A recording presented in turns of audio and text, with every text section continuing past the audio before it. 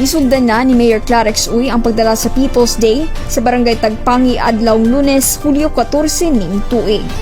Atol sa People's Day, nakadawat og libreng 2 ka kilo nga bugas ang katawhan gikan sa CSWD, libreng check-up sa City Health Office, libreng tambal sa City Health Insurance Office, pagkuha og birth certificate sa City Civil Registry, pagbayad sa business permit sa BPLD ug uban pa.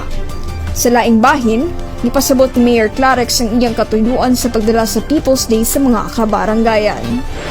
Ang People's Day, datunan ako sa tanang kabaranggayan ato sa pagpapaya sa ating nasunod na kaya kita nato, dili ka na mga katawan sa kabaranggayan kabila ang mga kaigsuunan nato na naanhimutan sa kalay sa layok ng kabukilan, dili makaadto niya ang adlawa sa People's Day aron madawat makagaan kahigayunan na malagahan ng mga servisyo. Gidalahan nato sa barangay. Aron mabati, makaganda o makita na ang gobyerno doon sa katawan o ang katawan kanunay doon sa gobyerno. Ato pang ipadoon, mas ipadoon pa nato ang gobyerno sa katawan aron ang kanan matagaan kahigayunan na dili magagasto sa ilang lipihan aron mapaabot sa ilang katulog.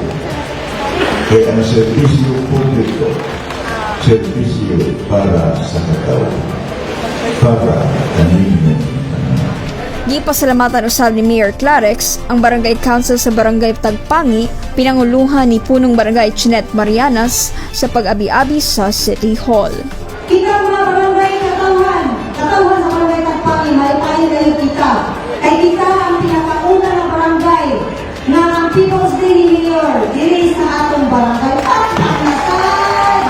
Gawas ni Mayor Clarex, misalmot usab sa People's Day si City Councilor Moreno Jing Daba IV, City Councilor Juancho Antoy Roa Pascual, ug City Councilor Al Ligaspi Sr. Ang People's Day sa ikaduhang termino ni Mayor Clarex Uy ipahigayon na matag kaduhang Lunes sangkot ikapat na Lunes matag bulan sa nagkalain-laing barangay. Dala niini ang mga batakang serbisyo sa City Hall uban sa tumo nga mapaduol ang serbisyo sa gobyerno ngadto sa katawhan. Kauban sa kamera, Sir June Cañete ug Kim Zaldivar. Kini si Monica Borja alang sa City Hall News Update.